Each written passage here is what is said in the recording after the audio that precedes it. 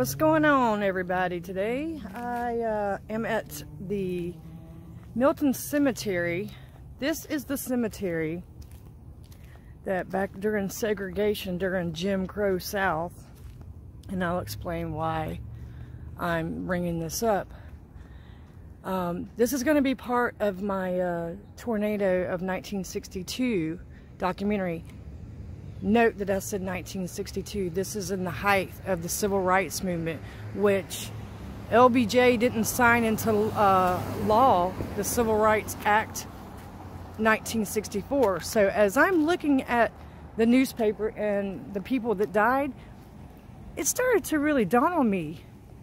The only graves that I have found are those of white people, and their obituaries tell everything about like where they lived, where they were buried. And there's one particular lady who they listed as Negro. Everybody that died in that tornado was listed as Negro and put at the bottom of the list, and I couldn't even find an obituary on her, which I'm gonna be honest with you, pisses me off. So I believe she is buried in this cemetery, and I know that Gertrude Johnson died with 3 of her children, and they were all buried in a mass grave. I don't even know if I'll find it because it may not even have a marker, but I want to say she's buried in what this part back in, you know, like I said, during Jim Crow South and segregation, before the reign of terror ended for the black communities with the Civil Rights Act movement and the law that ended segregation. She's buried out here somewhere. And she had 3 children. She was 50 years of age. I'm trying to remember the children's name.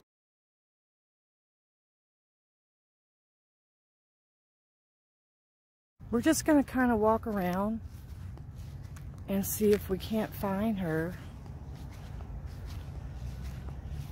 And I also have one other thing that irks me a little bit, and even, you know, my nephew's with me today. Like when we went to Natchez, Mississippi, right?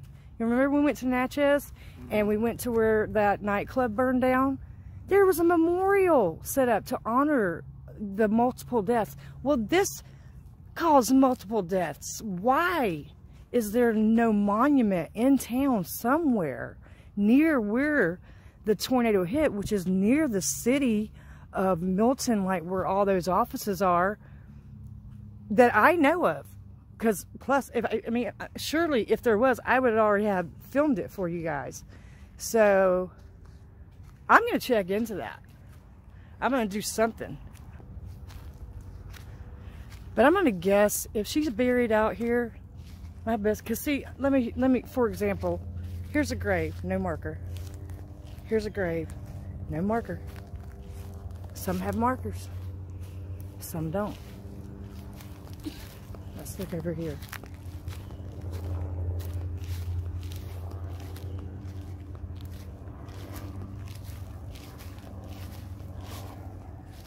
No markers on these. No marker here. This one has a marker.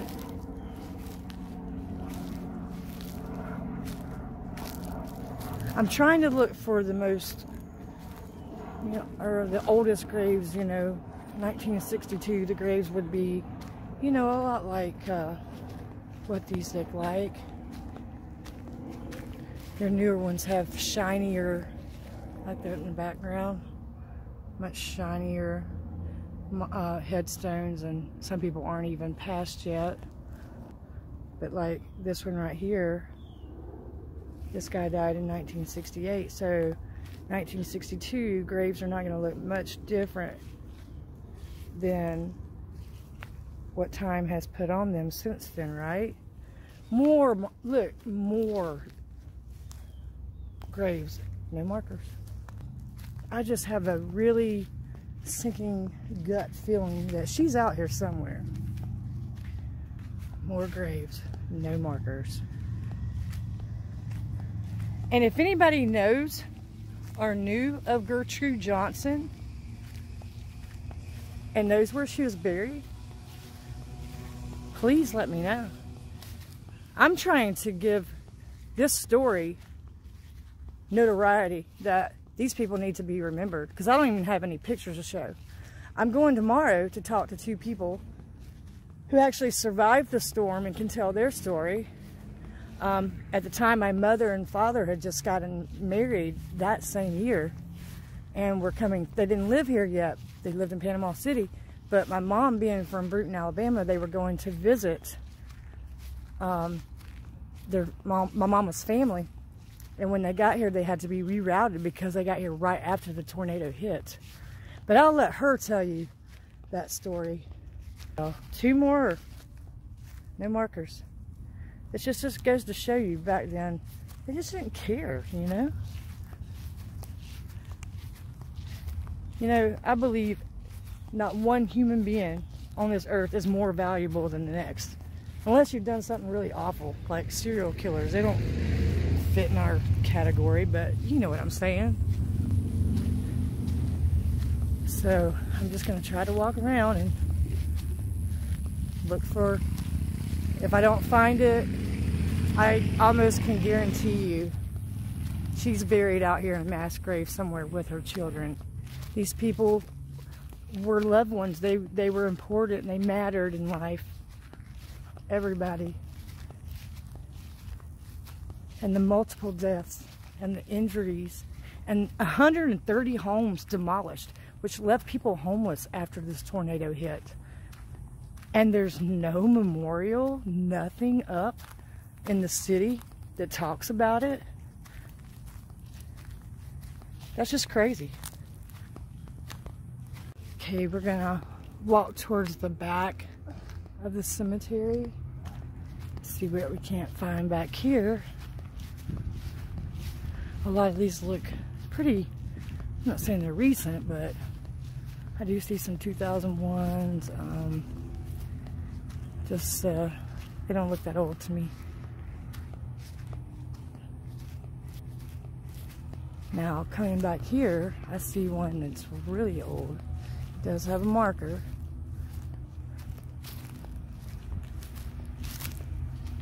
But like I said, if we don't find her, I'm pretty sure she's out here. And if she's out here, this is why I'm out here. To tell her story. Another one with no marker. Another one with no marker.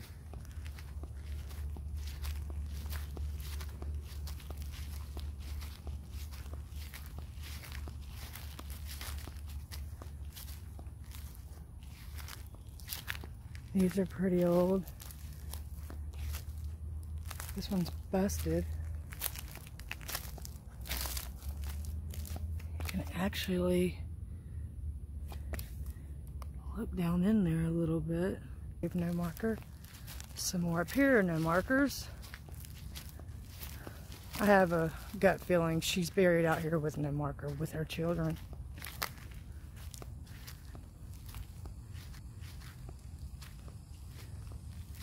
And that would be Miss Gertrude Johnson that I'm talking about, who perished in the tornado of 1962 along with her 3 children, her 3 young children. I don't even think any of them were above the age of 11. Grave here of a child.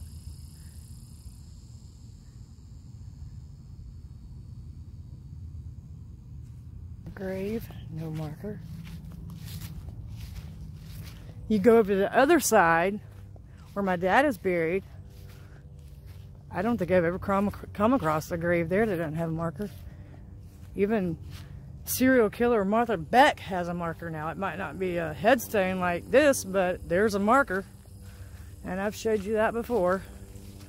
If you haven't seen those videos yet, just scroll through my videos. You'll find several on her. Now, these are some Johnsons, but I don't see Gertrude.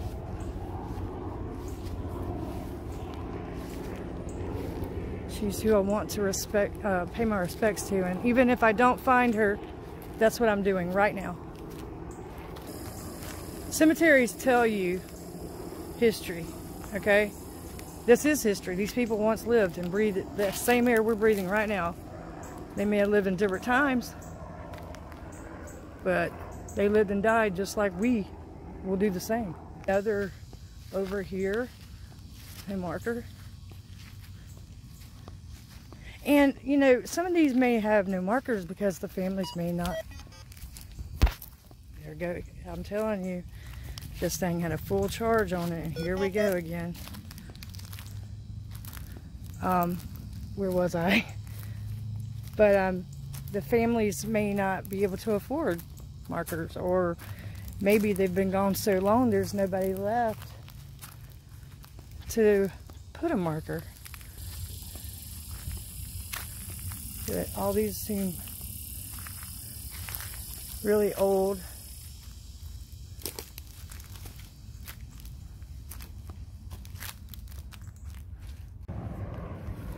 So I noticed that this grave has the last name of Johnson on it, and they were both born to the mid-late 20s.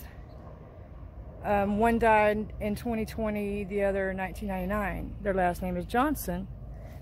Gertrude Johnson and her children. I mean, I don't know for sure, but maybe this is her grave, and maybe this is where her children are buried with her. There's a lot unmarked here, but when I look back at that Johnson, maybe they knew each other, so it's possible. Okay, so I decided to come across the street, the cemetery, like I talked about the segregation. This would have been the white cemetery. This is actually where my father is buried. Of course, not during segregation. But I looked up in the newspaper that there was another lady who was buried in this cemetery in Section 11. So we did find Section 11, but I was like, I walked about right here and I said her name out loud. I said, Carrie Noling, I'm looking for you. And something told me to turn left. I started noticing Nolings, and I said, there she is. So maybe Carrie helped me out. This is another victim of the Milton tornado of 1962. Carrie Noling.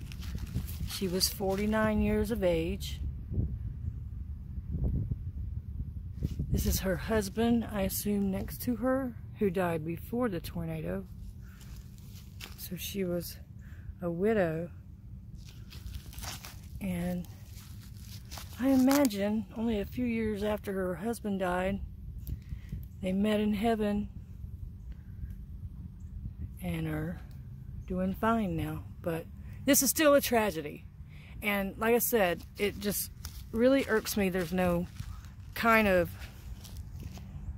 plaque or sign or monument up, at least in town somewhere, to honor